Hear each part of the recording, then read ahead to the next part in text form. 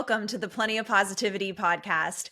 I am your host, Courtney Beck, and today we have Tom McManimon. And Tom is an author and a founder of Stimulus Brand Communications. It is my absolute honor to welcome Tom McManimon. Hey, Courtney, it's great to be here, and I love seeing you again. So thank you for having me on. Thank you so much, Tom. Truly an honor to have you on. I cannot wait to jump into your story, a story that really is full of resilience, overcoming challenges, but then ultimately you are so successful in what you do today, Tom. So let's jump right into it. If you could just provide an introduction and a background of yourself. Okay. By virtue of my last name, McManimon, I'm an Irish, I'm the eighth out of 9 children from a big Irish loving family. And we all went to different expensive colleges. So God bless my parents, right? I was the artist in the family. My family is full of lawyers, and I was my mother's project. But I ended up going from fine arts in college to the advertising agency industry in New York City. And in 1981, when everyone had just gobs and gobs of money and they spent it everywhere, and I just entered the field at such a perfect time. So my whole career has been in advertising and design and branding. That is incredible. And I have to ask you, Tom, so I'm an only child, and to hear about how many siblings you have, how was that just on, say, like a daily basis growing up in the house, just to begin with? Well, we weren't military. We really weren't. But honestly, we got out of bed, we turned around and made our bed right away, right? We all towed the line, and I can't imagine. I just had my grandchildren here for 3 days, and that was crazy. It was just 2 kids. So we had our own sports teams right in the house. Constant noise. My mother did about 4 loads of laundry a day because we were all athletes, and just a lot. But you know what? It was love. There was music in the house all the time, which got me into music and playing and games. It was an unbelievable era. In a talk that I give, the whole opening is about what an awesome upbringing. I really do. I think our upbringings, without a doubt, mold us into the individuals that we are today. And when you talk about making your bed, I don't know, Tom, there's something to be said about when you start your day on the right note, so to speak, whether it is, making your bed, it just kind of sets the tone. And I feel like the rest of your day kind of flows into place, that sense of discipline and then what is next to come. But I don't know, there's something about that, just being able to lay the foundation for a good day. So I'm glad you mentioned that. I mean, it was a positive move, right? It's nothing but turning around and making your bed, brushing your own teeth before someone yells at you. Eating your dinner, or you're not leaving the dinner table. We just had such an appreciation for Mom. My dad was a giant man and a real political figure, and yet, man, did we honor women before it was even talked about. That's incredible. And just to start the conversation with something that's very unique, your experience in music. So could you start with your journey in music and leading us up to this present day? As a young kid, and even all through my high school years, I wasn't a musician at all. I never studied music. I never took classes. But I'm the 8th out of 9 kids. So I grew up in a house that had Sinatra and Dean Martin and doo-wop and Beach Boys and Beatles and Rolling Stones and Led Zeppelin and Springsteen and every genre of music, every genre, all the Motown, of course. And my sisters line dancing in front of a mirror. I just heard it all the time, and I got this sort of beat in my legs and in my arms. And I just decided a number of years ago, about 15 or 16 years ago, after I had some crises, that, you know what, I'm going to just play. I'm just going to play. And I was invited into a big classic rock band with some friends as their drummer. And boy, did I make a lot of mistakes, because I used to just jam in the basement with a 6-pack of beer and me. But when you do that, you play everybody's instrument in your head, right? But we grew pretty quickly, and we ended up gigging about 6 or 7 times a month for many years. and it just was my heart and soul. When you talk about, I think that there's something special to be said by really pursuing a strength that you have or something that's, kind of in relation to your passion and where that could actually lead us. And so when you speak about going on this journey in music, what did you learn about yourself when you were playing and in that group? When you're the drummer, you're shoved back into the corner, and no one really, honors you, right? You take all the grief. But I mean, there were many times when certain songs we would do, and I would just look up in the sky and say, "Look what I'm doing, Mom! Look what the hell I'm doing! This is awesome!" And it really was a way for me to spill out. That's the only way I can think about it, is to spill out my heart and soul. The certain songs that we would do, and I would just say, I'm the luckiest guy in the world right now in this moment. And, I'm not a gifted drummer, but I know the songs. I mean, I quickly had to learn about 250 songs. And they were sort of a reprise of my life growing up. So it's joyful. That is so exciting. Like, what was it like to travel with the band and that schedule?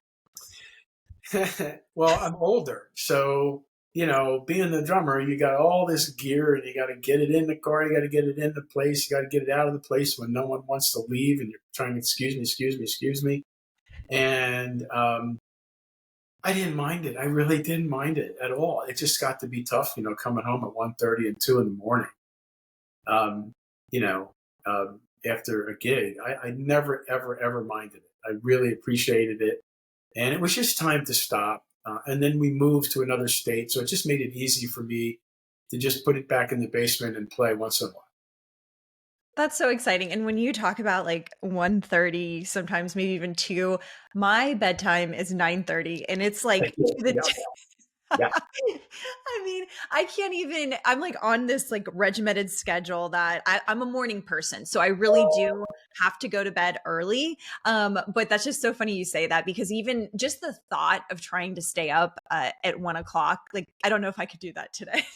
yeah. I mean, you're charged up, and even if you're in a bar, you're not drinking. They are, right? But you're charged up, and we would be doing Van Morrison and Jim Morrison and Springsteen and all that stuff, and it's just so much fun, so exciting. And as soon as it's over, you say, "Whoa!" And you Yes. now got to get in a car and drive home. So, and you know what? And I love the bigger stages. I had friends and contacts that made it easy for me actually, to get the bigger stages. So while we would be regulars in bars, I would often be the one that got us like a big stage. And, one year we did the 4th of July fireworks on a stage in my hometown, which was kind of cool because now you're in front of everybody you grew up with. And I went out there around 2 in the afternoon when nobody's there, right? To set up my drum kit. And I had a cooler and beer and in the middle of a huge field. And I just jammed for about 3 hours all by myself and then got a change of clothes. And we did the nighttime gig. So, it was just, it was my own personal thing. That is so neat. And when you talk about kind of that sense of adrenaline rush, so it was easy to obviously stay up, 1:30, 2 o'clock. I just kind of think about when I would be finished with like gymnastics meets in college on a Friday night, you are wired. Yeah. And so you're right. I mean, staying up that late, at that point in my life it was easy. But Tom, I had to bring that up because as we move forward, it's always fun to look at that side where you followed your passion, but then also you were extremely successful in advertising, as you had mentioned, but 40 plus years in advertising. So, like, what has this journey been like? And how did you specifically go into this area of advertising at the beginning? I was a fine artist. I was doing oil paintings and drawings, having really no idea what I wanted to do after I graduated from college. Never intended to be in the advertising agency field, Mhm. but I got an opportunity for an internship. Right, I loved it. It was an era in 1980 when artists were artists. We really we're doing marker renderings, and there's no computers, there's nothing like that yet, not even on the horizon. And I was the bullpen artist, right? And they valued me and they needed me, and I loved it. I just loved having it and working, and it just kind of grew from there. I could have sort of hung out with all the senior art director people and the creative director and learned to be a creative thinker first before the artist, which vaulted me to being, a conceptual guy. And then the technologies came along and you have to learn them. You have to learn how to do these things that you did with your hands now with a computer. And now, there's been so many transitions through the years. And for me to not only keep working and making money, but to be other people's boss and leader, and you have to know that you have to know it. So I'm not done yet. I'm in the depths of learning AI and all of its capabilities now. And it's tremendous. It's absolutely tremendous, but it becomes challenging and difficult, because it's constant change. It's a career that's enabled me to have an unbelievable amount of diverse experiences, and travel and meet a ton of people and do a lot of different kinds of creative campaigns and win awards and all that stuff. So it's never a dull moment. It gets wearing on you, it gets difficult, but I've realized today how fortunate I am to have been in this kind of career, that I'm still in this career, and I'm just transitioning to other elements. But I've been able to be creative, and not to belabor your question, but I once wrote a story about finding my purpose. And I realized in thinking about that and writing about that I draw, I create, I build. I first studied to be an architect. I write stories, I've written books, I speak to people. I do everything, and the common ground is creativity. All of it is a common ground is creativity. So I'm using God's gifts to me that have to be with creativity to help people see things in a more positive way. And when I do that, I know that I'm fulfilling my role, why I'm still here. I have so much to unpack in this because I have so many keywords. Like obviously, when you talk about creativity, AI is. I mean, it's been here obviously, but it's really present today. But my question to you, with your extensive knowledge, obviously in the realm of advertising, but where do you see with AI coming so quickly and here already? But where do you see this playing out even 5 years down the road or 10 years? I love the question. Well, 5 years, 10 years is going to be unbelievably different because it's changing daily. It's just changing and evolving daily. I speak about it. I spoke about it up in Rhode Island only a few weeks ago. And there's some great, great books out there. And the main thing is that technology is overwhelming the speed of the intellectual side of it. It continues, the people and the leaders who will succeed and excel are those who are intellectualizing it first before the way you implement the tools. There's so many tools now and apps and programs that are AI driven that can create inauthentic messaging, fake imagery, video and TV and all kinds of media that we are slammed with every day, and we don't know. It blurs the lines between what is real and authentic and what's fake.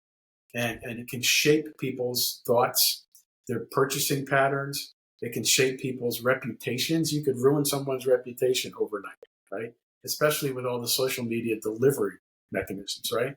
So it's the people who really understand what's up here first, Mhm. what's in here, how to um, prompt the AI tools to deliver an innovative idea or a new idea, and then using AI to help that happen more quickly and enhance the execution of it. They're the people that are going to win the day. And I was just going to add, I mean, obviously, I follow you on LinkedIn, and your posts are very insightful when it comes to how to properly brand, and then also just the advertising side, but also even like a little bit of marketing too, because that's something, Tom, I don't know if you have recognized, but I completely rebranded Plenty of Positivity just recently. But Yeah, I was just thinking about what you and I have spoken about in previous conversations, but how everything really does when it has to align properly amongst, different platforms, what the messaging is, and how you're able, even through colors or formats and styles. in your case, the positivity, it's the truth of your brand. So it's believable. So therefore, in every way that you present yourself and express yourself, it's believable. You say this is what you are about, but it truly is who you are. So it's believable, and now it magnifies you, right? This is the people who want to be like someone else, and I want to conduct myself or speak about myself the way that they do. It's a disconnect. Your brand is really about what is the truth of your brand, your company, your services. And then you find a way for experts like me to not only help you discover that, but how to now portray that, right? And That's so all of the true. tools. Well, and Tom, I don't know if you remember, but I'm still kind of laughing just in my mind as you're speaking, because we had this conversation where it really was I had the color palette, if you will, was black and gold. And that was simply because I just think black and gold's so sharp. Yes. Those are my favorite colors. But when I started it, it was a passion project and just to get the wheels moving. But in all actuality, in reflection of the past year and seeing where I wanted to go, seeing where, kind of to your point, just reflection on the brand. How is this presenting to people? It just reminded me, and it was our conversation of just the black and gold. So maybe not for positivity, but somebody Yeah, else. yeah, But no, I'm so glad that you provide very insightful knowledge on LinkedIn. Please follow Tom on LinkedIn. Excellent points there you bring up. My question, I want to kind of transition a yeah. little bit here, and I will circle back around to advertising, but I started this podcast out just talking about how powerful it is that you've overcome just significant challenges. You really do present that sense of persistence through life and then ultimately to achieve success in life. But I want to take it back to a particular incident that happened in early 2000. And I'll let you kind of have the floor of that and how that would shape your mind, just your journey to moving forward. In early 2000, Um, I was riding a high wave, the highest executive position you could have in an ad agency on the creative side, executive creative director. My third agency, the agency that we helped build from about 2 million in annual billings to 180 million per year. A lot of growth, a lot of energy, a lot of weekends, a lot of late nights, but we were really, really successful. And then the agency was sold out from under us, which is fine. Next time a transition, um, we had a celebratory meeting in our offices that were donated to us. A client of ours was the Port Authority of New York, New Jersey. And so they donated an office in the World Trade Tower to us. So whenever we're in the city up that end, we have a space. So we were working out of their building, looking southwest towards Statue of Liberty, towards New Jersey. So we had a celebratory meeting, champagne, just to sort of witness the signing of the documents that we were now purchased, right? And it was a fun night. We came away wondering, what's the stock value now, right? And not 10, 11 hours later, the buildings were down, crumbled to the ground. So, I'm one of many, many people that will tell you, well, I got a story too. Why wasn't I there the next morning? Because we were there late the night before. But we lost a place to work. We lost friends. We lost clients. We also lost our sense of confidence in the world and the city and all of that. It was crushing. Um, I was alive, and my kids were alive. Everything in my life was fine. It was alive. But when the dust settled, so to speak, I was out of a job too. So there I was, the leader of an ad agency, and now I'm out of a job. And what's going on in the world? No one's, everybody's all frustrated and angry. And I didn't really know what to do. I also had a son, I had three kids. My oldest son at the time was really, really, really struggling with a lot of problems with drugs and alcohol. So this was sort of God's way of saying, you need to go home and be there for your son. I didn't think that day, but that was his message. You need to recoil through the sort of safe security of your home, figure out what works for you and your family, and be there for your son. And it was the best. I was open to listening to that message, put it that way. And it was the best thing that ever happened because I started my own ad agency with a whole big picture about brand positioning and what is your brand as a company. And I really preached that. I knew that by heart in meetings, and yet I had no clients. So I had to go get the car dealership and the restaurant and the local, bank. I had to start from nothing. And so I like to say that 24 years later, I was a reluctant entrepreneur at the time.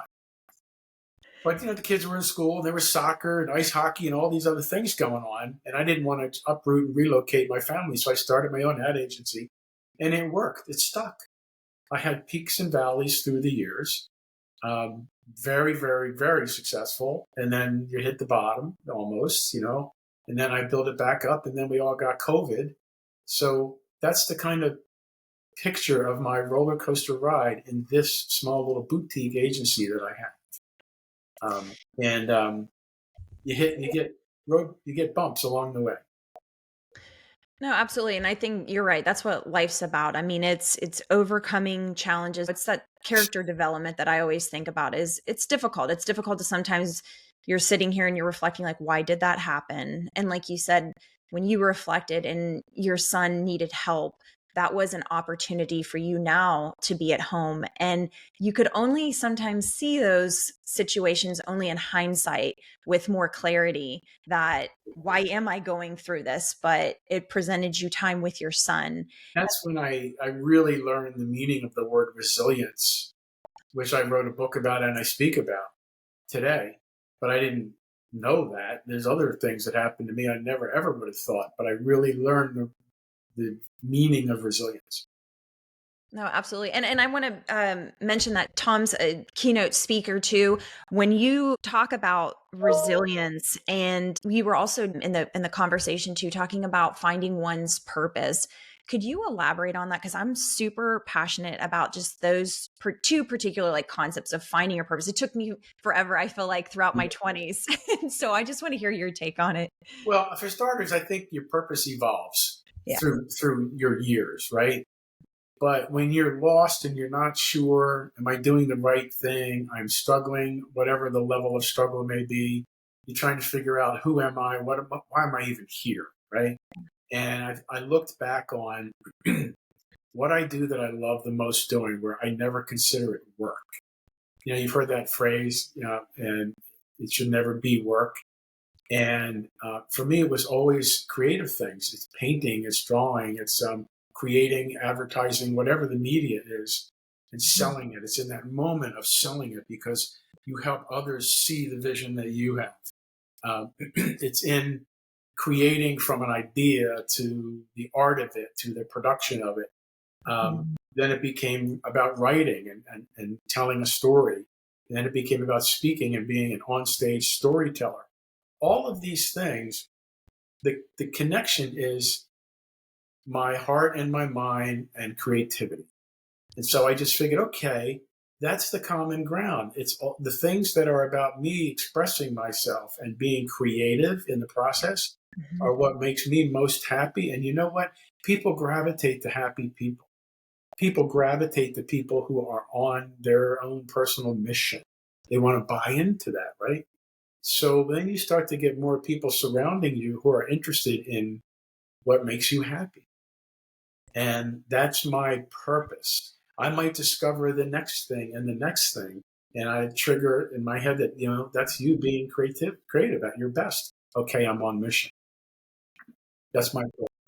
I love that. And I think it just kind of got me reflecting. I mean, you've held so many different roles. So obviously as a musician, but musician, author, you were in advertising. Did you ever think that you would go into like to become a keynote speaker? Was that ever in the cards, or did it just kind of, like you said, just kind of evolved? Never thought about it. No, never thought about it.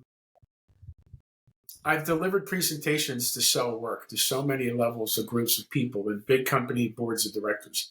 And after I had a major medical crisis, I decided for whatever reason I have a book to write. And as soon as I got done writing that book, I thought, well, I got to tell people about it.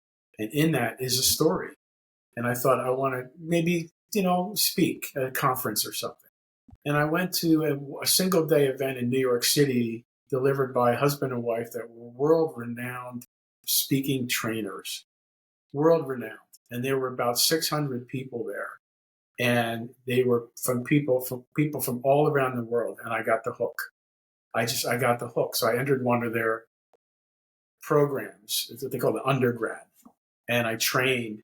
And you get the bug, because I'm all about self-improvement. So you got to do it by getting on stage and realizing I could have done that better. I forgot to say that. Ooh, ooh.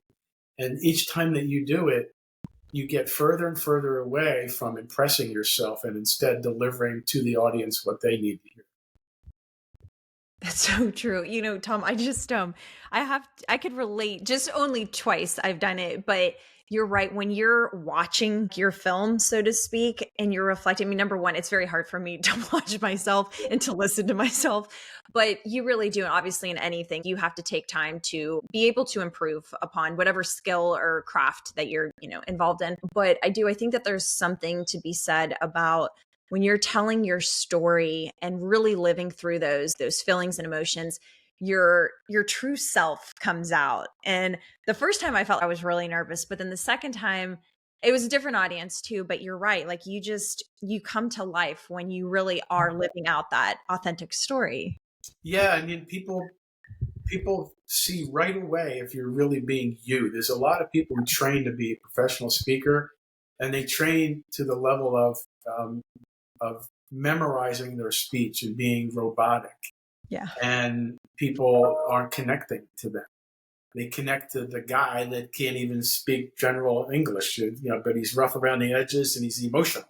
So you have to know your audience and what you're trying to impart to them on their behalf, right? And they will stay engaged with you.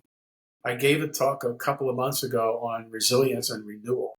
There were about 150 people in the room, and I shared my story and some other elements of that and how it could be relevant to how you apply this to your life. And 12 people stayed afterwards just to tell me how much a certain point that I made affected them. And one woman stood up very, very quietly and she said, I don't know how you can stand up there and allow yourself to be that vulnerable. It's such a personal story. And I said, you know what? A couple things. Generally, rooms like this are very unjudgmental. No one's going to judge you for what you say and what you reveal in the room, right? In fact, you will be stronger for having done that. And second, people will immediately surround you like a football huddle in support because of your vulnerability. So the more you allow yourself to just be a little bit more open, you will be stronger. That's so true. That's something I'm trying to work on. I always talk about, like, especially with the podcast too, it's like those first 2 minutes, it's almost like performance mode. And then I'm able to kind of like, jump into it. So yeah, I mean, I gave one talk about the story with my son, and it was loud and cussy and emotional and banging, and because it's the things that we went through. And I didn't stand up, I didn't pace, I didn't walk around. I came out and I sat in the chair. I just sat in the chair. I'm not standing because I wanted it to be relaxed and about me, right? And then in the end, I said, would you all like to meet him? Come on out, Ryan. And that, immediately no one was caring to pay attention to me. It was now more about him. So it's knowing the audience. I love it. I'm loving it. Yeah. that's fantastic. You have you kind of touched upon it, but there was a time in your life where you were hospitalized. And that story, Tom, I mean, the moment that you shared this, shout out to Kevin Monroe too with Hope Stories. But the first time that you shared this story, I was in awe even after the filming. So could you share with our listeners just this this point in your life? I was so physically fit and in an adult basketball league and feeling life is the balls. It's just great. And I blew out my knee and I had physical therapy for many weeks. And at the end of physical therapy, your therapists are now your best friends for your life, right? So I went right from there to a physical, to a doctor just to have a physical, a regular physical. And in that physical, I got a little tetanus booster shot in my arm. Didn't think anything of it. I figured it was, oh, I guess that's what they're doing now, right? And within a half an hour, I had lockjaw and seizures. And I never had anything like that before. So I was rushed to the hospital and I was in the ER 3 times in less than 2 days, 3 different times. And they couldn't really do anything to help me. They had a 5 a.m. appointment to see a neuro team. And I had a muscle relaxer and it seemed to be doing the trick. So I thought I can make it to 5 a.m. I can make it to 5 a.m. And I wanted to see my daughter swim. She was a champion swimmer and she had a meet. So I went to the meet, and only because I didn't want to be home alone. And I thought I can make it, but I looked like a leper. I was just crusty and bloody, and I was biting and twitching, and my whole mouth and cheek and neck, I was having seizures. But I didn't have anything happen during the meet, so I thought, okay, I can make this. Well, on the way home, we were nearly home, and on the way home, I had a seizure in the car, and I bit off my tongue. Oh, I say it was like a dangling Chad on the election ballot in Florida, the Chads, right? Because they're hanging out of my mouth and blood coming down. So we went right to the hospital. And now I had an entire team on me in the hospital, entire team. And they basically shut down my nervous system. And I was probably like a 100-year-old guy laying in bed. And I had, my tongue sewn and glued and all these tubes in me, and I was put out. So I was there for 6 days, but probably 4.5 of those days I was out.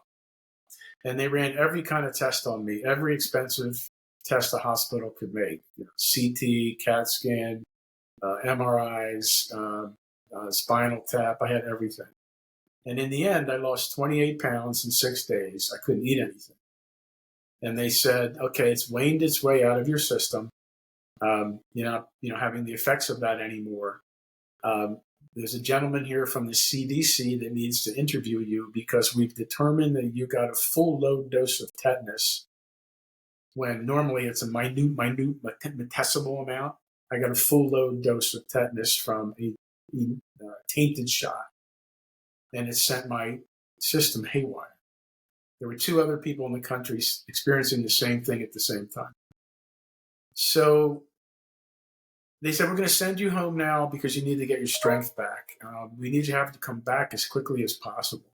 And I'm like, come back? I don't want to come back. This was a GD nightmare, right? And I said, well, come back for what? And there's my mother and my wife and a sister and one of my sons. And he said, well, we found a dangerous looking brain aneurysm that needs attention. And after what I just experienced, and then they'd say that to me, I got the shivers. I mean, I totally got the goosebumps and the shivers. It's like someone punched me in the gut. And at that moment when that happened, I see my sister, who's a nurse, gasp. I see my son go looking like, what? My wife's like, I don't know what she was thinking. And my mother grabs my arm and my hand, and she's rubbing my hand, my right hand. And it was the strange feeling because it was the most supported thing I ever felt in my life. I was scared. I was absolutely scared. And it was supportive, and that made me really comfortable. But at the same time, it was freaky and scary because she's holding my hand and she was already passed away 17 years.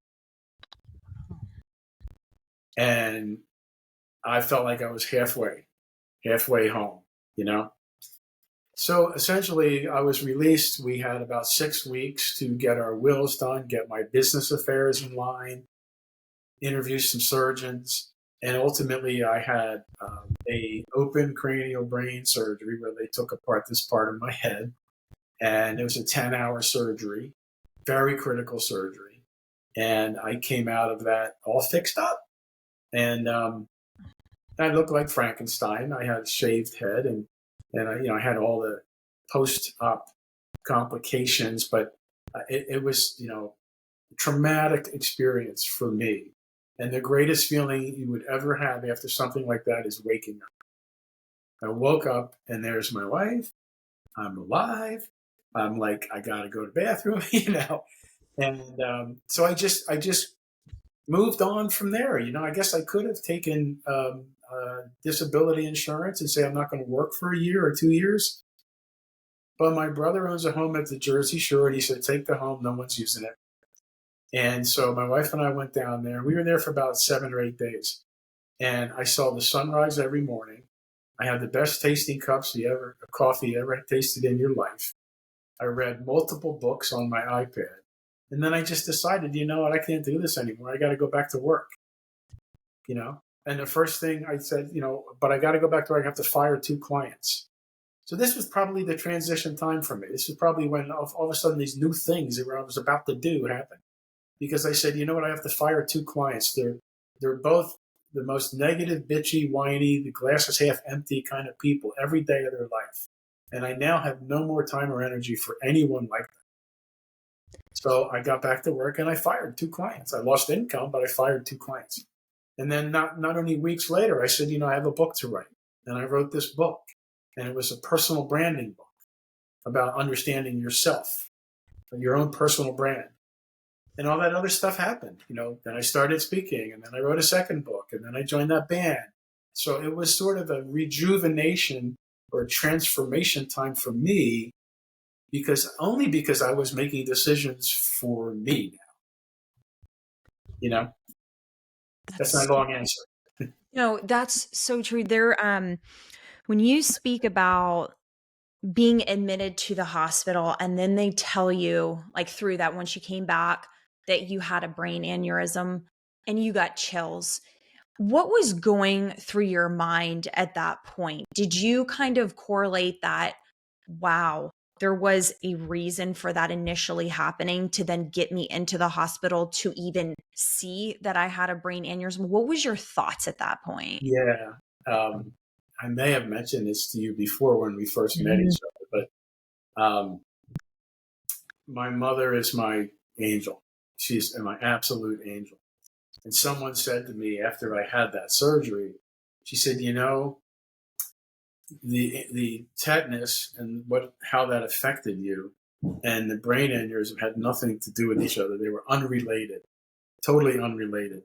But being hospitalized with a freaky thing from tetanus meant you had to have all these exams. And those exams revealed a lurking aneurysm.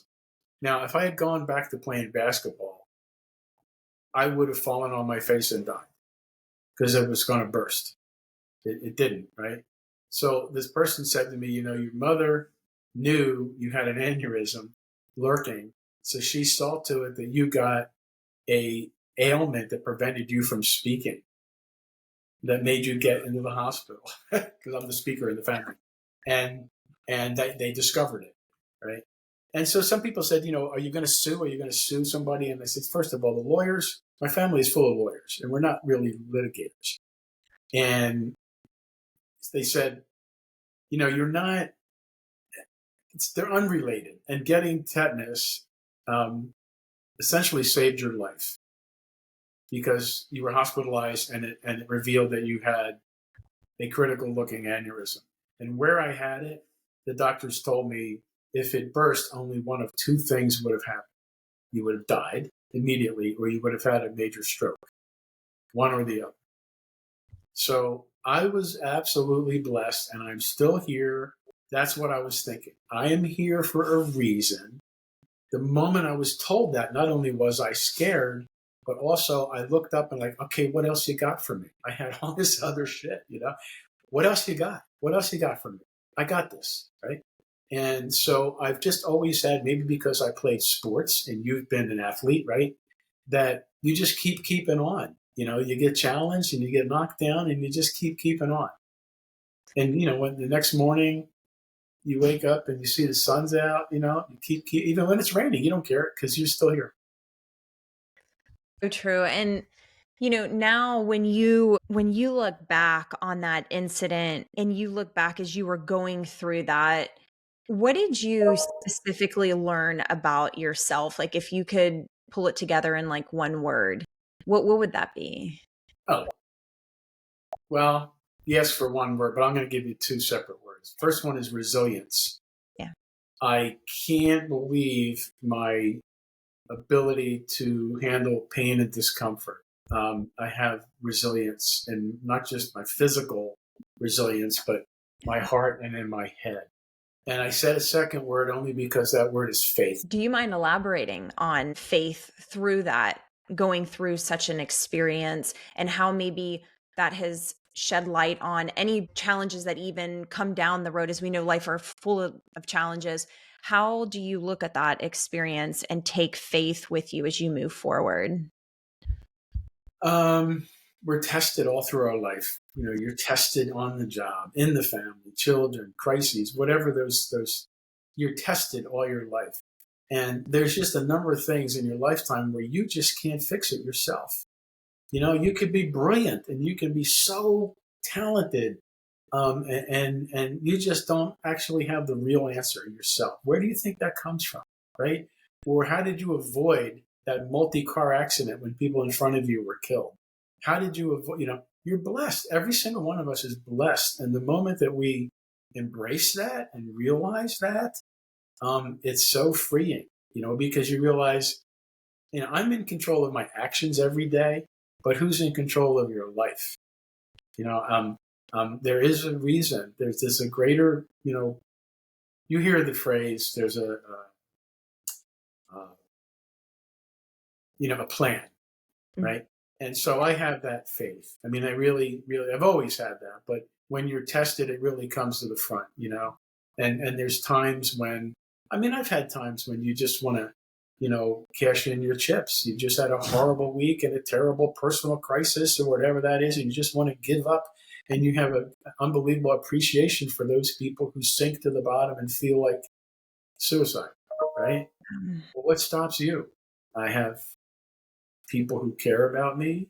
I have people to turn to, and I have faith. That's so true. That experience is so powerful. Tom, the first time that you shared that with me, I could not stop thinking about kind of what I had just asked you, but how it took getting you into the hospital to then realize something else needed to be attended to. Yeah. And I think about that in the larger picture of life, is that everything, it happens like for a reason. Everybody has their personal thoughts, but I personally believe that because you don't understand it as you're going through something that could be extremely difficult.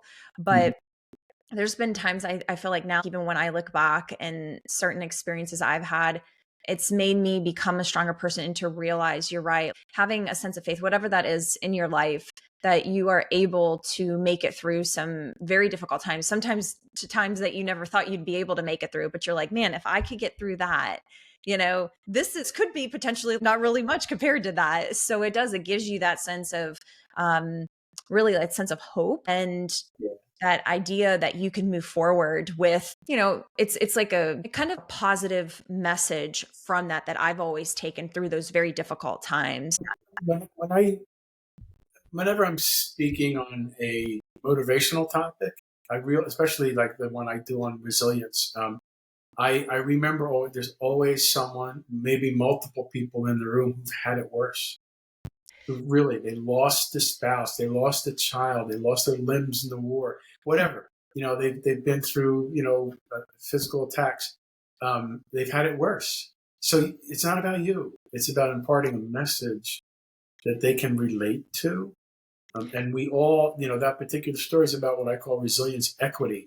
All of these things that happened to you in your life, you found your way through it, either through a friend, a colleague, a coach, a loved one, or just your own internal fortitude. You found your way through it, and then you tucked it away over here. Well, that is this great, big, gorgeous, beautiful box of wisdom for you to tap into. That is so much wisdom that I call your resilience equity, to see you through any challenge. I do. I think we could learn so much from those times that are very challenging, that we could take forward with us, just with, like I said, a new, like a renewed sense, if you will, of positivity. And that's why, like this podcast, I like talking about something that we could all rally around. And it is that idea that we are all going to come into those challenges during life, throughout life. But it's how we like come out of it, like those positive messages that somebody could take to inspire them. Like you said, you just never know what somebody else is going through or already has gone through that could potentially be worse than your situation. And Right. I think it's really always trying to look at the positive side. There's been some times when I've gone through some very difficult times, but to even find that small like seed of hope in any way of that you could look at something positive through this, if it's Yeah. personal growth, whatever it is. So that's what I love talking about, just particularly like on this podcast. But Tom, I want to get into something really more like uplifting in the sense that your your kids, you had 2 out of 3 children that would go on to compete at the collegiate level in their respective sports. So just being able to experience that, to watch that throughout the years, what has that maybe taught you about life and your perspective of life? The most valuable time that you will ever spend in your life is being there with your kids and participating, supporting, the being there. It's the most valuable time you will ever spend in your life. My middle son became athletic in everything. He could have been an incredible swimmer, an incredible soccer player. He was very good at soccer, but he got on the ice and he grew. He sprouted up like a redwood tree, and he became a beautiful skater. And we actually had to teach him how to be mean because he was playing ice hockey. I used to tell the coach, "You have my permission to bang him around in the locker room before you come out." Right? But so we grew through all those stages, right? And all of the travel team, sports events and all of that. And then our little girl became a swimmer and she sprouted up too. So those were completely different sports. No one in our family ever played ice hockey or swam. They were all old school baseball and basketball players. So we enjoyed every bit of it. Every bit of it we enjoyed. Sometimes we went this way. You take her, I'll take you. And then all of a sudden it's over. I mean, they're done high school sports, and you're like, what do we do now? And then they're playing in college. You're not really there to see them play all the games and such. But I knew that they were going to take away so many life lessons from all of that: the competition, teamwork, respect for authority and coaching, hard work, hard work, hard work to be any good at anything, and many more lessons. So it never mattered to me if they were a champion or the best on the team or the captain. Mhm. All of the lessons learned, they're now putting into their lives, because the middle one is 35 and our daughter's 30. And they're putting those lessons into their life. No, I love that you speak about that because I do. I love talking about the lessons and how powerful sport is to teach those lessons that you could take on with, to your career. Like you said, just advancing through those levels, like watching your son, but then being able to see him excel in college and his, academics and further. And then you also mentioned another excellent point that I think could pertain just to life in general. But when you talk about being present as a parent and how that's could have such a profound impact on the child, especially today when technology just infiltrates all of our lives. I mean, cell phones everywhere, um, Mm-hmm. but what would you have to say with as time has gone on, just with technology and stuff, your perspective on presence today, if that's in a conversation with somebody or if that's in a conversation with family and friends, like how important is that today? To me, I mean, in business and in personal life, the answers might be a little different. But Sure. in business, I believe, we're talking on screen right here, right? I Mhm. have so many networking groups that we only see each other in these on-screen meetings, and yet we can get to know each other quite well. But it's not as good as being in person. In person, there's tonality of your voice and your emotion. There is a chance to have eye-to-eye exchanges that you don't necessarily make here. So there's a sincerity that is maybe lost on this on-screen kind of exchange, especially in bigger networking groups. So you have an opportunity to build the relationship in a more trusting and authentic way when you're in person, right? I really, really believe in that. So we're inching more and more back to that. This will never go away, but we're inching more and more back to the value of that. Personally, I am such a big fan of personal connection whenever it can happen.